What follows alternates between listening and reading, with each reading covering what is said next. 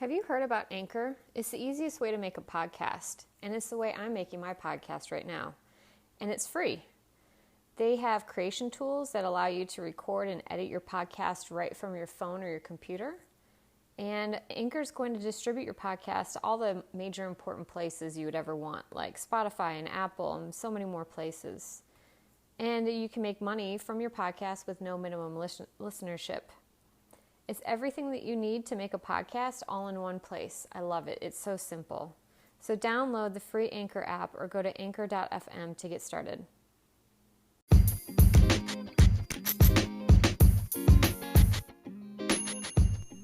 Hello, friends, and welcome to the Intuitive Psychologist Podcast. I'm Lindsay Pandya, and I am a licensed clinical psychologist who's been in the mental health field for over 15 years. I am so grateful to be part of the mental health field, especially since in this day and age, mental health is really coming online as to how important it is to not only have it, but to have the conversations and normalize what many of us all go through. We all, from time to time, and sometimes for far too long, struggle with our mental health. The one piece, though, about mental health that I feel is missing so much is the conversation around spirituality and how important it can be to be tapped into the spiritual side of you to help with your mental health. Thankfully, I feel like in this current climate, people are having a spiritual awakening at an ever-increasing rate, which can be jarring and scary and confusing, and you may even think that you're losing your mind a bit. So my intention with this podcast is to bridge the gap between spirituality and mental health, and I want to bridge the gap through normalizing not only mental illness, mental health issues, but to also normalize typical spiritual awakening symptoms, give you some guidance as to how to manage a spiritual awakening. I bring on guests to help talk about different modalities to connect you in to your spiritual nature. And I want to do all of this with the intention to help you grow and to know that you are not alone and that there's help out there for you. So please join me on this journey through my own self-discovery with mental health problems, with challenging life events, and going through my spiritual awakening and continued spiritual growth. Join me and my friends as we have these interesting and sometimes very difficult conversations, not only about mental health, but also about a spiritual journey. So welcome, friends, and enjoy.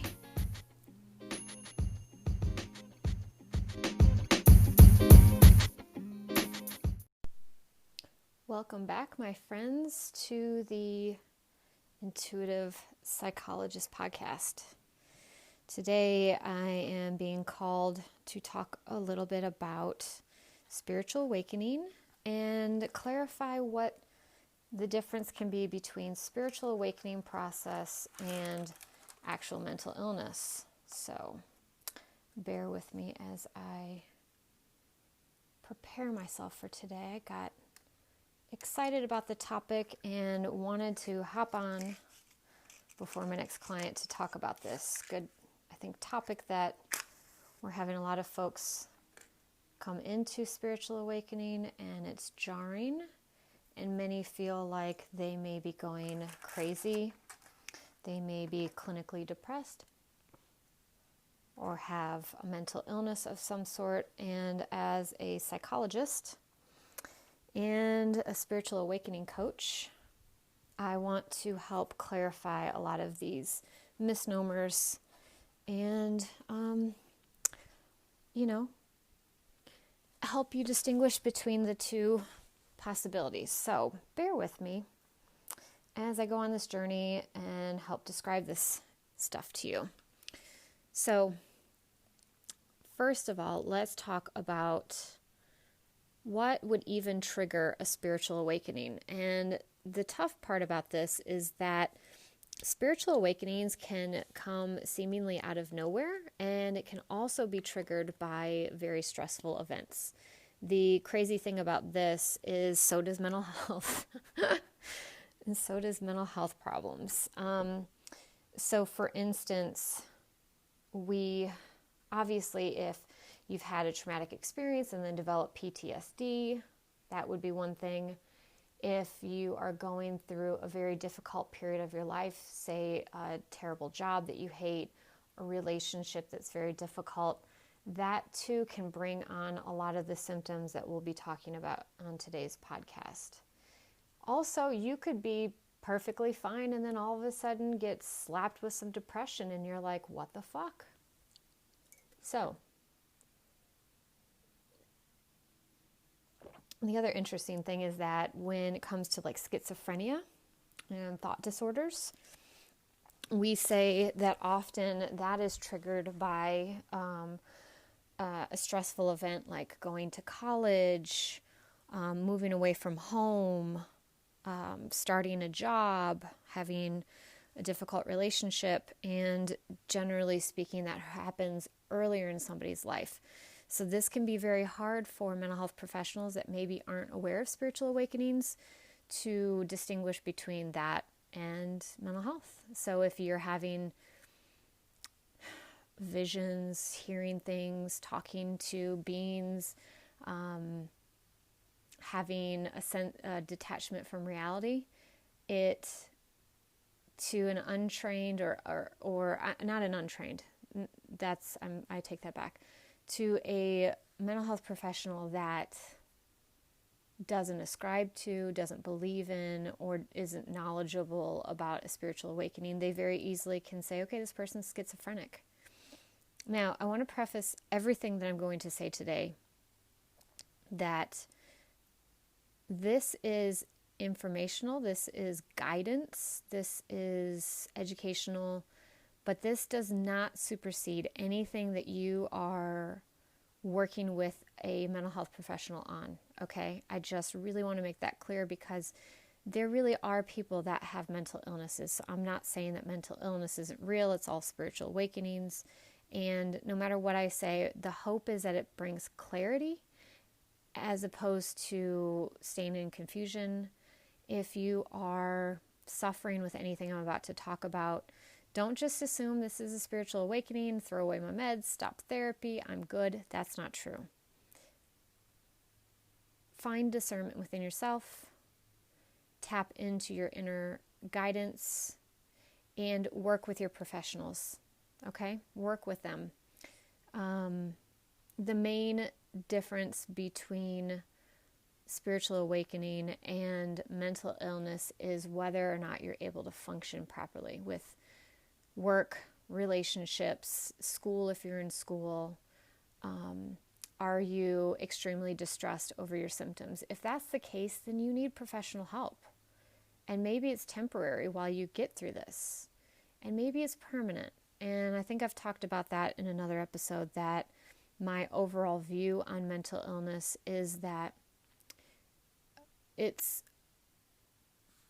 many of it can be described as actually spiritual awakening, that Western culture just doesn't view this as a thing, and that there are actually souls that incarnate with the purpose of having a severe mental illness that is a lifelong, needing medication and treatment for their life, because they are here to either learn what that experience is like, or to be a helpful spirit to encourage those around them to develop compassion and love and nurturing. So please take this information as I am not bypassing your mental health, your mental health work, or what your mental health professionals are working with you on. Okay?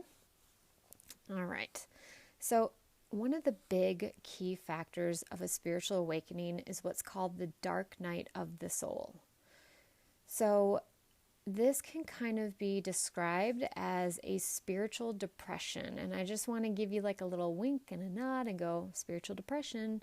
Look at the word that's in that phrase, a spiritual depression. So a lot of the symptoms are going to mimic a depression. It's the exact same experience. It's just, how do we look at it? Do we look at it as permanent mental illness, or do we look at it as, the spirit saying it's time to step into a new part of your soul's journey and soul's experience? With the dark night of the soul, it's a lot of existential crisis. So what is an existential crisis? That's kind of like asking a lot of questions like, why am I here? What's the purpose of life? Is there even life after death? So it's really about reviewing your life and the world and what this all means. So a lot of deep questions can come up with an existential crisis. Existential crisis can be, am I even doing the job that I love or that brings me joy? What brings me joy anymore? It's just a lot of deep questions. So getting back to what the dark night of the soul is, oftentimes, even though things are going well, you might feel down. Things that used to bring you joy outside of yourself no longer bring you joy. Again, all of this looks just like depression. So depressed people all of a sudden out of the blue can have a wave of depression come through with no apparent trigger. They say, well, everything in my external world looks good, and why do I still feel down about my life or who I am? And so part of that could be that you've experienced a lot of really tough things in your life, and your self-esteem is really low. And so it might be that it's easy to sort of fall into that state. And it may be that your soul is trying to nudge you to realize that you might need to recalibrate your life around you. So you might have the desire to have massive changes in your life, like food that you used to love gives you headaches now, or you can't imagine the thought of eating meat, or all of a sudden healthy foods sound really exciting and joyful to you. And so you're kind of being guided to eat differently, and you may have physical sensations of like purging.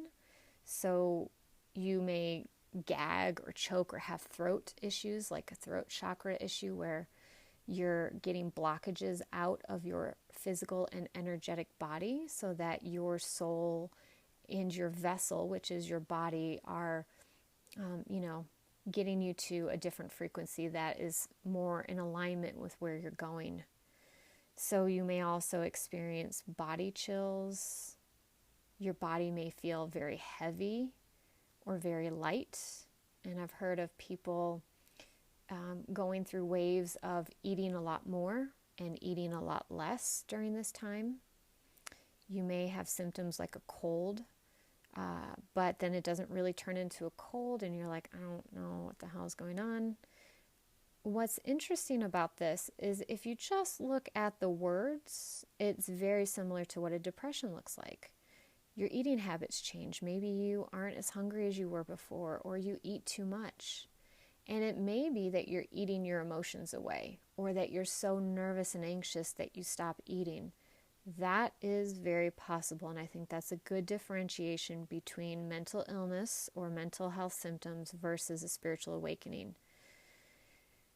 There may or may not be that anxiety associated with eating less, or I'm eating less because I don't like the way I look. No, that's not a spiritual awakening, folks.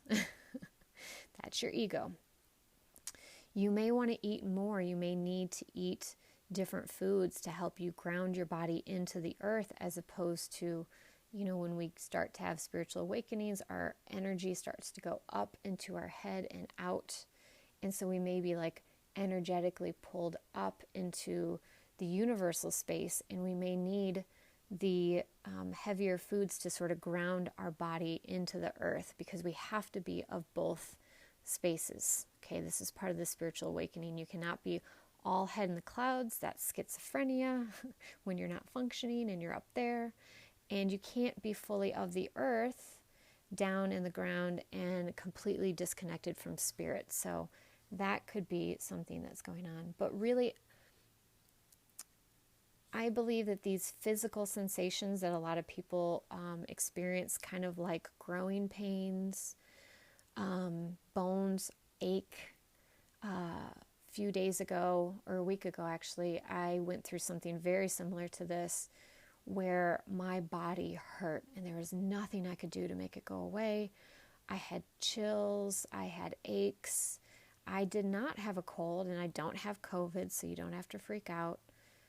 But my body kept feeling like it was catching something, and I wasn't quite sure. But what kind of made the difference for me, where I'm like, oh, this is definitely spiritual versus not, when I meditated, when I went inwards and did my usual spiritual practices and I felt happy and joyful, the symptoms went away and they started to lessen more and more. And that's when I was like, okay, I think that this is more of another level of my spiritual awakening and my body recalibrating to a higher frequency to connect into the higher densities. So that may be a good indicator for you. Also, go to a medical doctor always with any intense physical symptoms like ringing in your ears, pressure in your ears, headaches, that kind of thing. Always, I'm not a proponent of we get rid of Western medicine. I think that we use both, right? So check with doctors. If doctors say everything looks good, we have no reason for these explanations or these symptoms, then we can look at the spiritual nature of some of these symptoms. You may also have desires to change your friends, and you may want to rearrange your home or get rid of items, live a more simple life. It's kind of like an overall purging of so much that's no longer in alignment with where you're going. Another huge piece of a spiritual awakening is this feeling lost overall. This tends to be related to realizing that you're living the life that others, like your parents, told you to live, society dictated to do, instead of following your inner joy. So when we're children and say little boys play with dolls or little girls play with construction material, and your parents tell you, no, that's not what boys or girls do. And you go, okay, I guess that's not what I do then. Or you say, I really want to be an artist, and your parents say to you, well, you'll never make money if you're an artist. You'll be living poor. I won't support you if you do this profession. Or society says, through financial means, we don't value artists. We value actors and athletes and CEOs. And so you go, well, I need to make a living because on this earth plane, we sadly need to make money and have shelter and food, and many of us want independence. And so to attain all that stuff, we do have to play the game a bit. So now what may be happening is you're feeling lost in your career. You're feeling lost around the people that you're with that no longer feel... There can be this sense of loneliness in a crowd because you're not connecting. But coming back to what brings you joy and meaning and purpose, you may have hobbies that you love, which you can do for hours on end, and it feels like 10 minutes has passed by. And that may be what your calling and purpose is. And a lot of folks this year, with the whole COVID pandemic, have experienced this massive career change. I'm definitely one in that boat.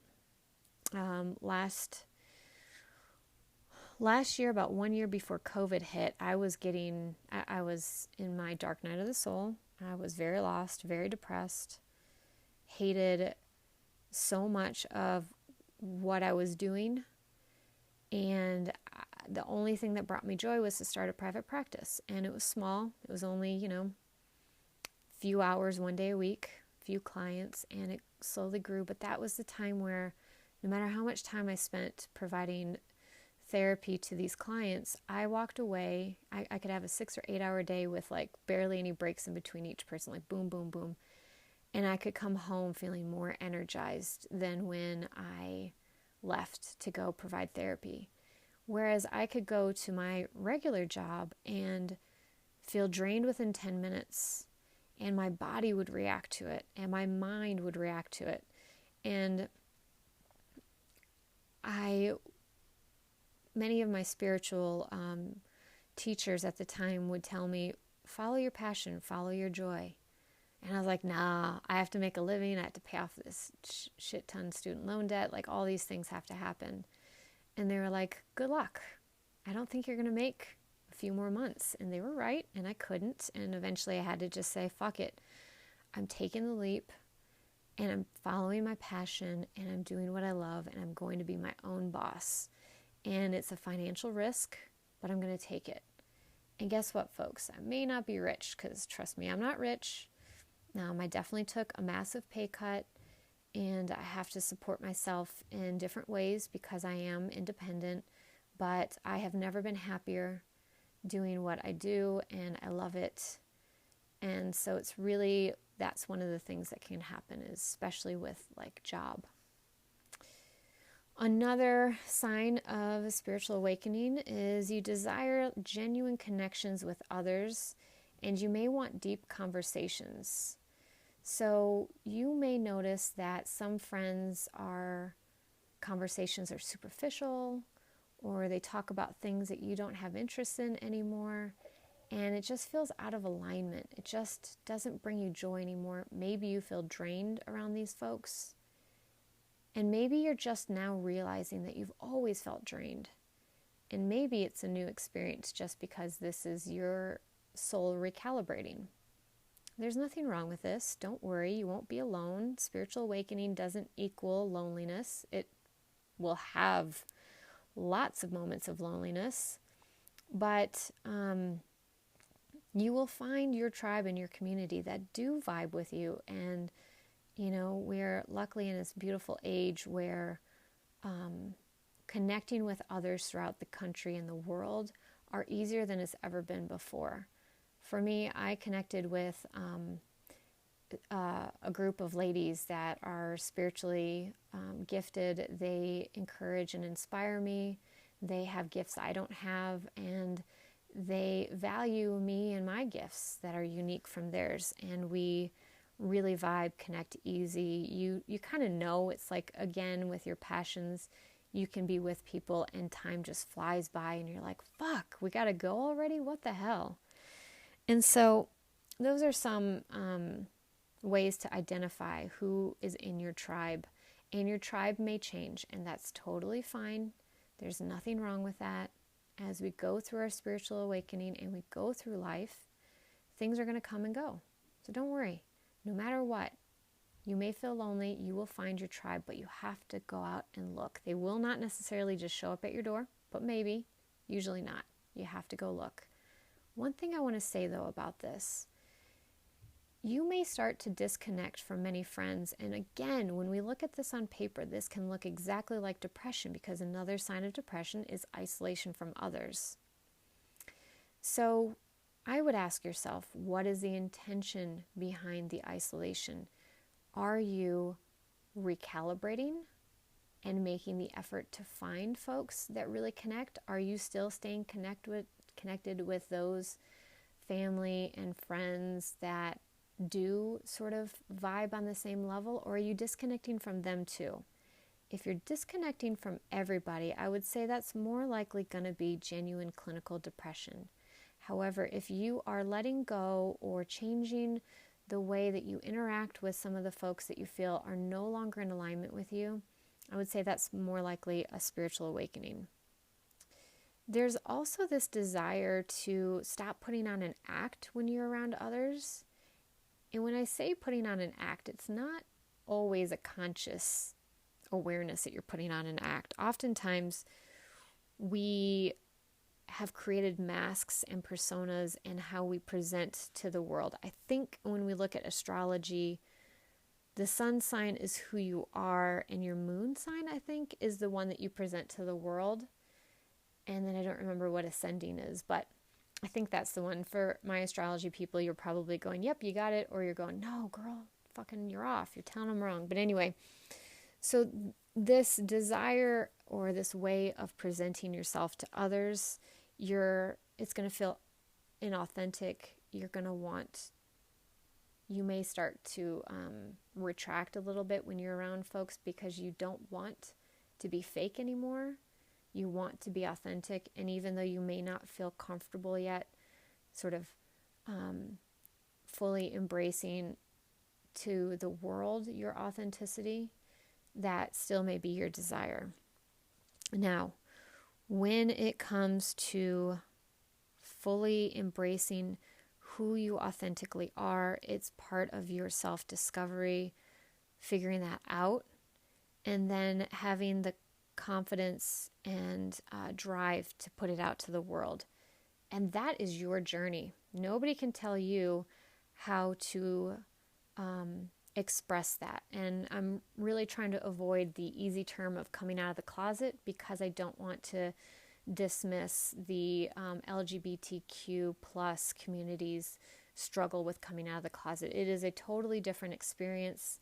There are similarities, but the LGBTQ plus community have, I think they get to have that term. I wish we had a different term we could use for coming out of the woo closet or the broom closet or what have you. So I'm trying to be mindful of that and still describe what it's like to fully and authentically be you in every instance at all times with everybody. It's really tough. If we think about past lives in general, we see those that were eccentric, those that were spiritual leaders, those that were different than the rest were not only emotionally persecuted and isolated and what have you, but they were also locked up in mental health wards, prison. They were stoned to death, burned to death, sacrificed. What's the one that Jesus was crucified? There we go. Crucified. So if we think about that, when it comes to totally being ourselves, we have not only a 3D reality of that not working out well for many, and I believe that we all have a genetic imprint of what our ancestors have gone through when they have sort of been their authentic self. So there's a lot of anxieties around that. And I say, take your time, do it at your speed, check in with yourself when you do want to be more authentic and just say, is this the healthy way to do this? That's helping me to evolve and be confident in myself? Or could this be like a traumatic reenactment where I want people to throw me out or talk shit to me because that's what I'm used to having? So just be mindful of that. During a spiritual awakening, traumas and difficult memories tend to bubble up, and that's so that they can be dealt with. This is really good time for you to do shadow work and inner child work. And what I mean by shadow work, because I think a lot of us either don't know what the hell that means, don't know how to do it, what have you. My interpretation of shadow work can be going to therapy, getting a coach, a life coach to help you through difficult times. To really, number one, shadow work is sitting in the emotions and the feelings with the intent of working it out, not so that we can be sucked into this loop of thoughts and traumatic memories and have it dismantle us, destabilize us, and have our functioning go to the shitter. Because again, then we're talking about mental illness and mental health symptoms.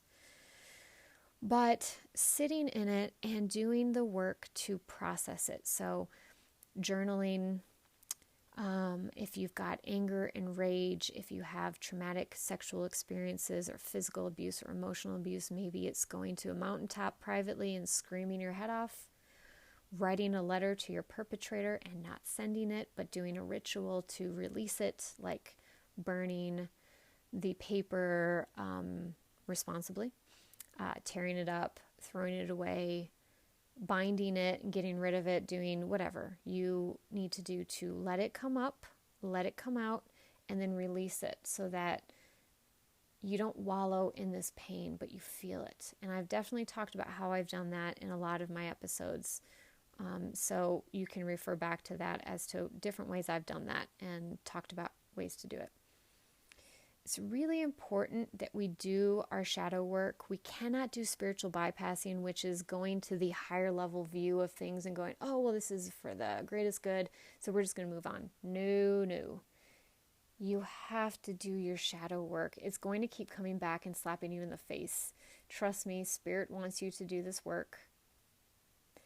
One thing that I was talking to with my spiritual friends the other day was we all have incarnated on this earth to have these experiences, and we must feel the difficult things, because when we go back in spirit form, there isn't a lot of difficult challenges like we have on earth.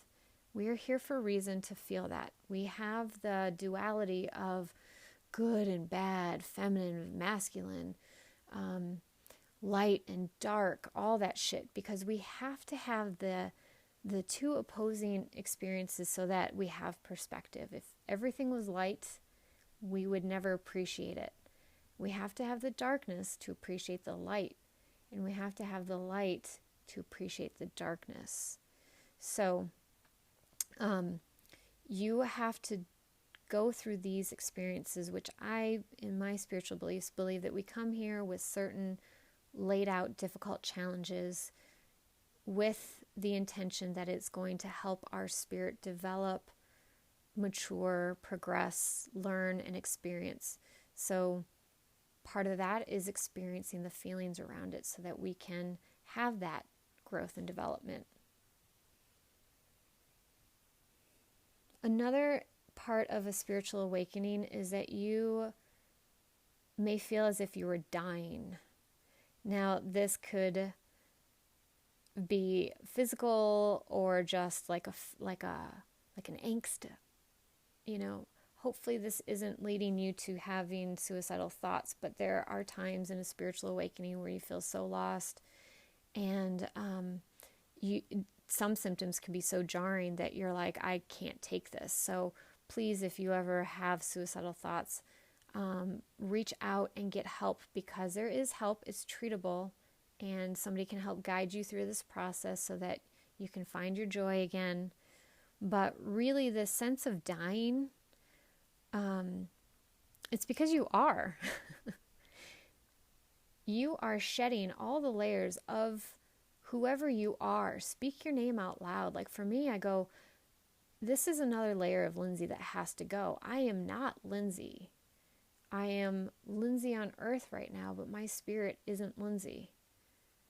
I am having the experience of an earthling called Lindsay, and she has done everything that she's needed to do up to this point to get me to this space. And I appreciate Lindsay, but I am not Lindsay. I will not be Lindsay when I cross over.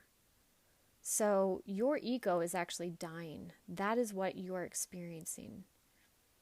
You're not actually physically dying, even though it may feel like that at times. Ego is the part of us that keeps us separate from others.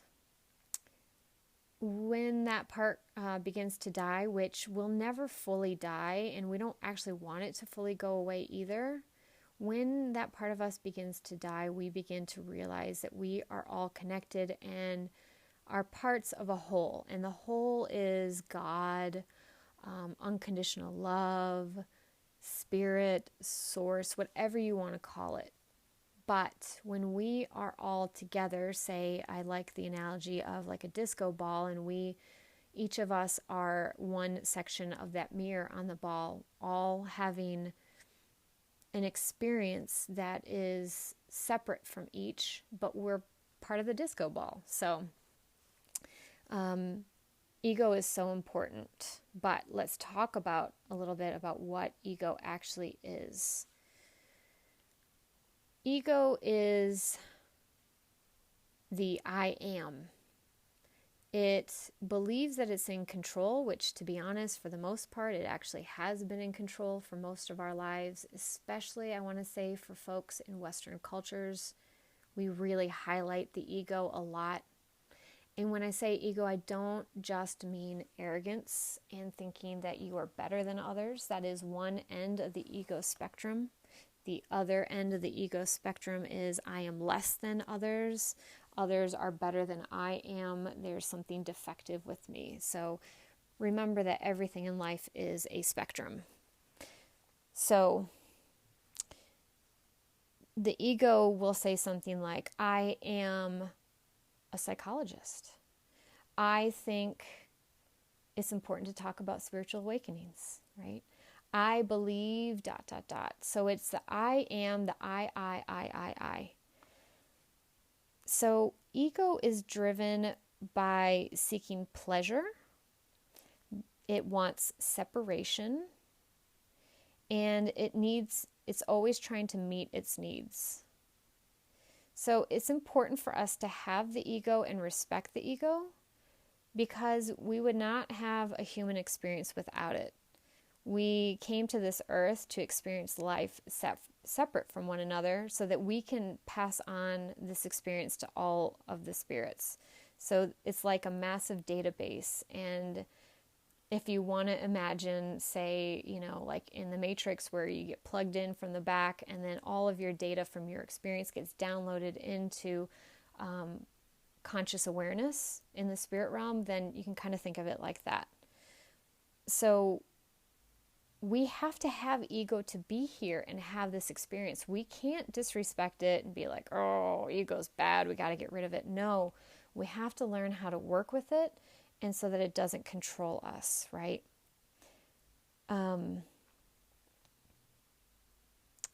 So on the other end of ego is our higher self or spirit. So our higher self or our true essence sees things from a higher perspective. Think of it as the spirit sitting in the clouds, and it not only is experiencing your personal experience, but it sees the grand scheme of things, and it can understand how it all sort of plays out over time and with others. Higher self is compassionate, it's neutral, it's kind and loving, and it guides us on how we can navigate our life in our highest and greatest good. I think that when we think of our higher self, it really is our intuition, our gut response, and it's gentle. Ego is very loud, abrasive. It talks down to us often. It kind of wants things to stay the same. It doesn't like change. So when we're trying to tap into our intuition more clearly, or we are trying to figure out what to do, the ego is going to be loud. So if you can quiet that down through like meditation or whatever practice, maybe it's physical exercise that helps to calm your mind down so that your ego is in check, and then your higher self can be a little bit more noticeable. You can pick up how to know when your higher self is talking to you. I've got a 2-part episode on intuition that goes deeper into that, so I highly recommend checking that out if you'd like some more information. So getting back to the spiritual awakening process, a lot of times empathy is going to increase. You may get waves and rush of emotions, connection to others, understanding on a deeper level, suffering. A lot of folks in the spiritual awakening, the beginning stages, are going to have a hard time watching, say, war, violent scenes in movies, abuse and trauma. This may be very difficult. That may be a permanent thing that forever you're like, I don't want to witness this because it feels so intense within your physical and emotional body. And it may be that it's just the beginning stages of your awakening, and the juxtaposition between the previous level of empathy and this current high intensity level of empathy is just such a stark contrast that it's unbearable, and that over time through your awakening process you will be able to detach a little bit more, still having empathy but having it in a little bit more check, so that you could watch maybe a violent episode and not be triggered. It doesn't matter though if you never want to watch it again. That's totally fine. Again, this is all your process. Feel into what is right for you. So your sleep and appetite may change, which is also, I would just want to point out, another huge indicator for mental illness. So you may find that you need a lot more rest. You are sleeping a lot. You're fatigued. Maybe you're sleeping a lot less. And so this can be either signs of, say, depression or a mania for bipolar. Your appetite may change. Now, this could be appetite changes, again, like I said, because you are anxious, or appetite may change because you're talking down to yourself and feel like, ooh, I'm fat and ugly and I need to lose weight. That is ego. That is not spiritual awakening. So be very mindful of how that changes and be gentle to yourself during this process.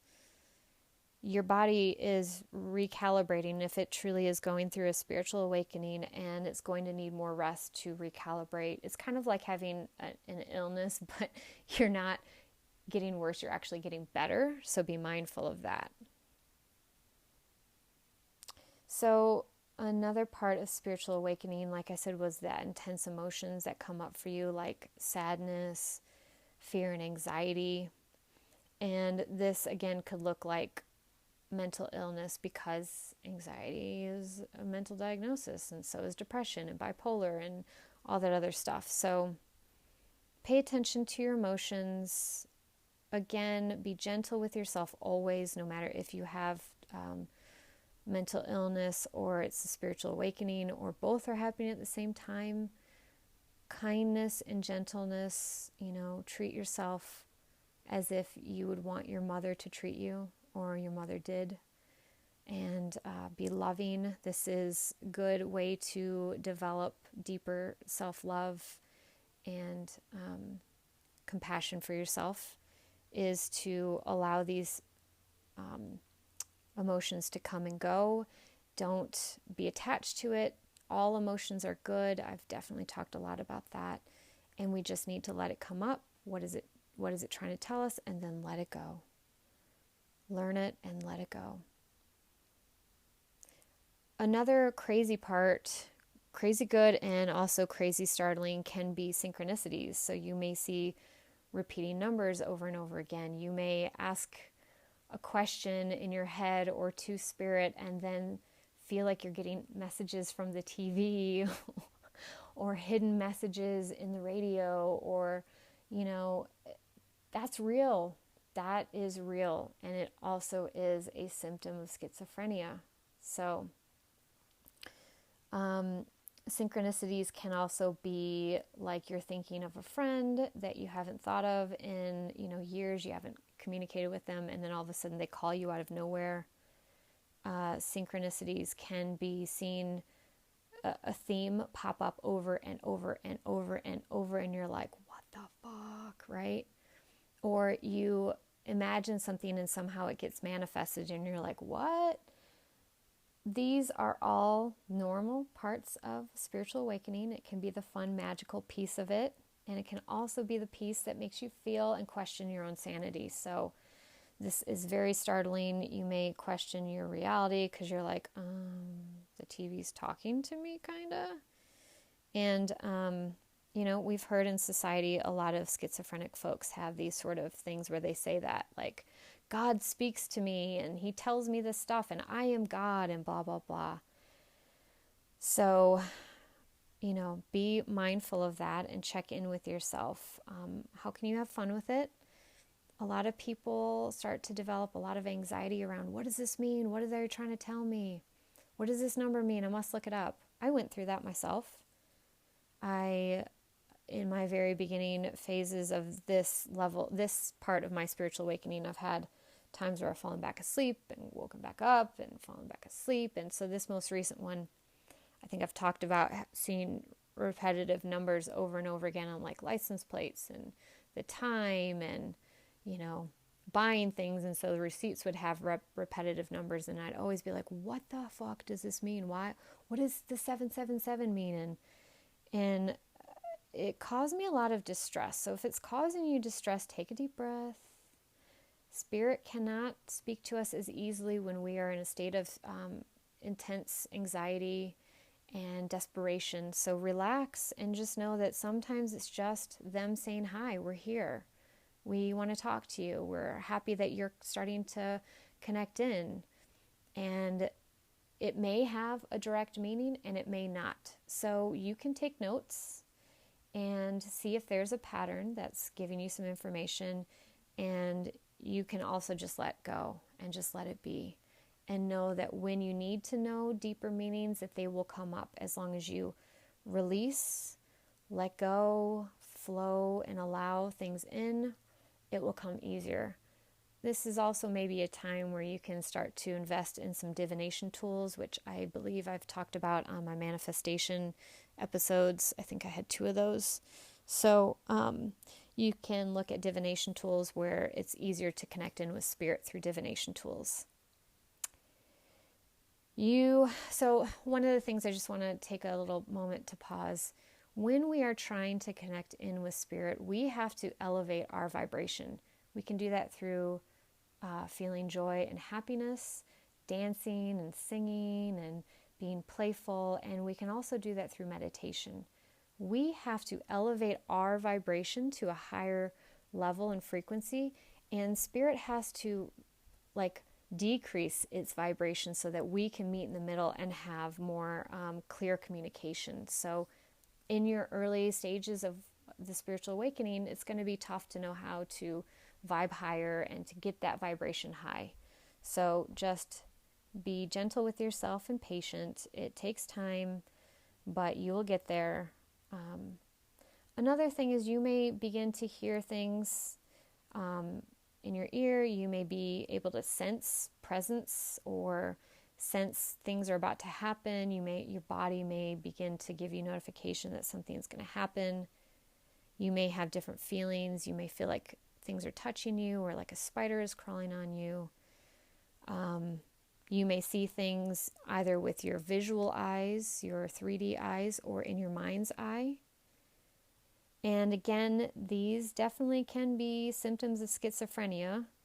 And what my shaman says that I love so much is the difference between a shaman, which is somebody divinely connected in with spirit and, journeying to different realms to provide medicine to their community. But so the difference between a shaman and a schizophrenic person is grounding.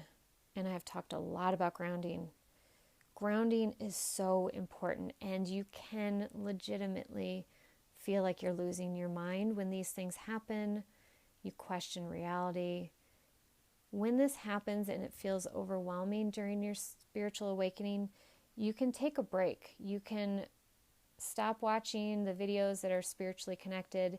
You can put down the podcasts that are like mine talking about spiritual stuff.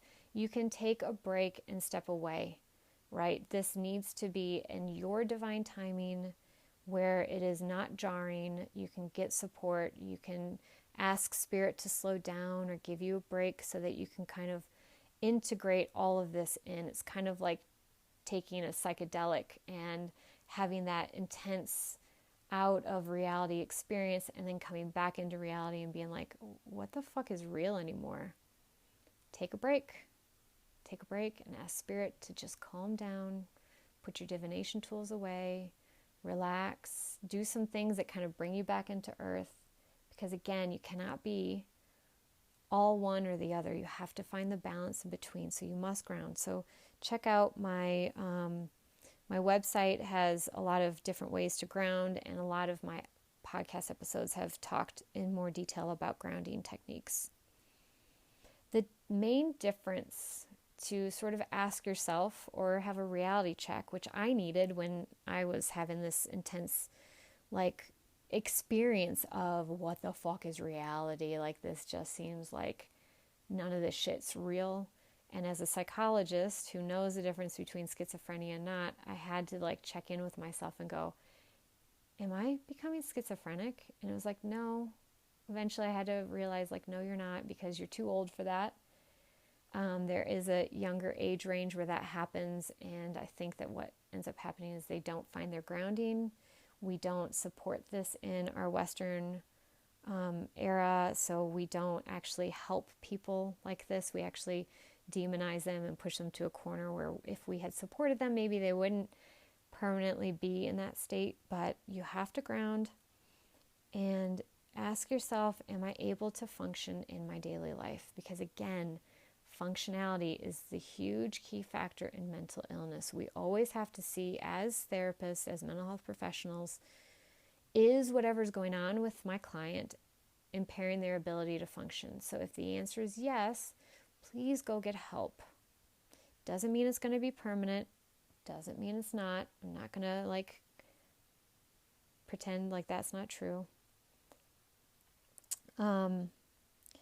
And finally, there may be some feelings of being abandoned either by others in your real life, or you may have abandonment wounds come up around being abandoned by God, that God has left you alone or wasn't there for you during traumatic experiences. That is all very typical. And again, I have an episode all about the abandonment wound.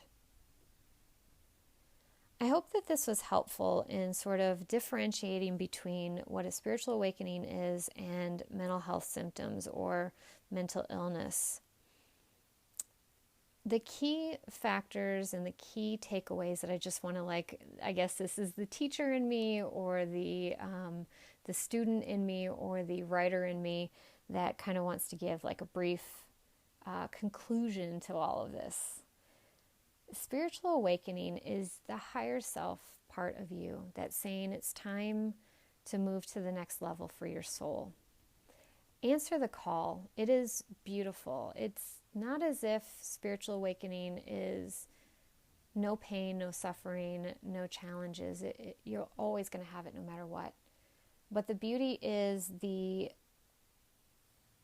other side when you begin to embrace it and have conversations with Spirit and be connected in. Man, so much joy can come from that. Clarity, answers, connection, like, oof. Knowing that we're all one and letting it go, that we're not separate, kind of like what's happened with the American culture recently is like Democrats versus Republicans, Trump supporters versus Trump haters, like all this separation. That is not what we are here for. We are here for togetherness, to realize that we are one, and to not forget that we are all one. And each of us is having a different experience of what that is like. So embrace it. Check in with yourself and make sure that you are taking care of yourself. Ask for help when it's getting to the point of impairing your functionality or your overall distress level. Like if these things are very distressing, then go out and get some help. This can be a very empowering experience if you allow it to be. It can be very frightening, so look for your support and find a community that's going to validate your experiences, because this is a journey for the soul. We're all here, I believe at least, for a journey of our soul. And there are going to be moments where we may go through some mental health illnesses and symptoms, and that's okay. This is also part of the process. No judgment on that end. I definitely have gone through and still do, go through my depression and have anxieties and worries and can't seem to unclench my body from all the traumas I've experienced, but I'm working on it. And it's beautiful to have this deep connection. So if you need help going through this spiritual awakening process, if you need somebody to sort of do reality checks and see where am I actually at and what's these symptoms that I'm going through, because you can also be going through psychic awakening, there's a Kundalini awakening, so there's all these other different experiences that you can be having that can feel very jarring and make you feel like you're losing your mind. If you need help through that, feel free to reach out to me at intuitivepsych.com. I provide spiritual awakening coaching, and I'm really loving working with the folks I'm working with, and I would love to help each of you tap into your own spiritual gifts and talents and connecting with your spirit team and your higher self so that you can become empowered to take over control of yourself. You don't need me. You just need a little guidance to get you through. You're going to be okay. Reassurance. But I just love you all so much. I really, really appreciate those of you that continue to listen to my podcast. I often feel like nobody's really listening. What's the fucking point? Maybe I'll just stop because, I don't think that I'm helping anyone. And then I check in with Spirit to say, should I just quit the podcast? And every fucking time Spirit's like, no. So here it is. I hope that this is helpful to you all. And even if you don't need to work with me or don't want to work with me, I could care less. I just want you all to be happy, healthy, and enjoying this ride. Enjoy the ride, folks. I love you. Feel free to reach out to me with any questions or comments. If you have any needs, you have something you're trying to manifest in your life, any prayers that you need answered. My husband and I have been gathering once a week to do a meditation to help with intention and add energy to whatever the people need. So each week we will keep, if you've submitted something already, we're going to keep adding that in. We're going to keep putting it out there for you until you reach out to me and say, Lindsay, we got it, we're good, then I'll stop. So please, if you've got it, let me know. We'll stop sending attention for you to get whatever you need, but feel free to reach out. I love interacting on social media. I love to know whether or not this is helpful. Any ideas of what you'd like me to cover is great. My email will be on the exit part of the podcast. So reach out. Have a great day.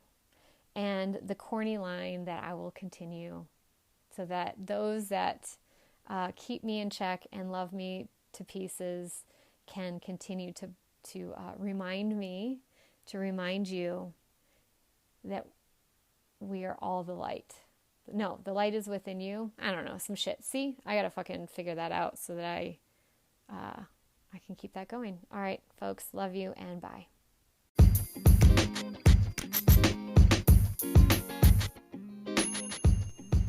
Thank you all so much for listening to this podcast. It really means the world to me.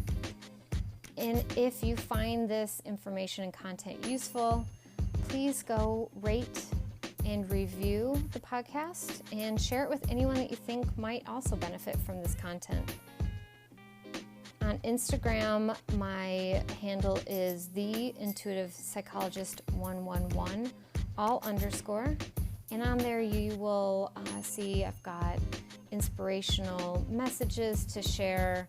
And on Wednesdays at 1:30 Pacific Standard Time, I will go on and either do a live guided meditation or present a specific topic ahead of time. You can submit your questions and I will answer them live along with any questions that you have on the live chat. So that's been a really fun place to get a lot of interaction from my listeners and followers.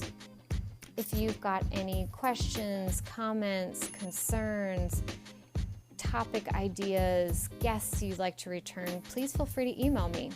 My email is intuitive.psych.111@gmail.com. So that is intuitive.psych, which is spelled psych.111@gmail.com.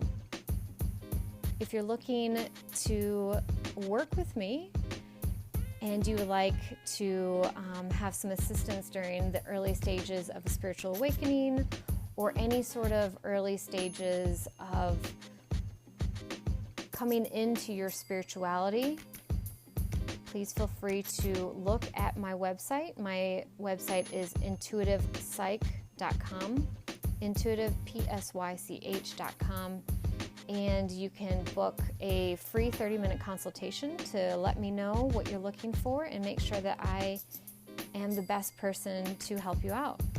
If you're in California and you're looking for spiritual therapy, feel free to also email me at the same email, intuitive.psych.111@gmail.com. And again, you will get a free 30-minute consultation to see if your mental health needs and my services are a good fit. So, again, thank you all so much for your support, your interactions, and just moving the conversation forward and continuing to give back in any way that you can. Not just for me, but just for everybody out there. Don't forget, folks, you are the light.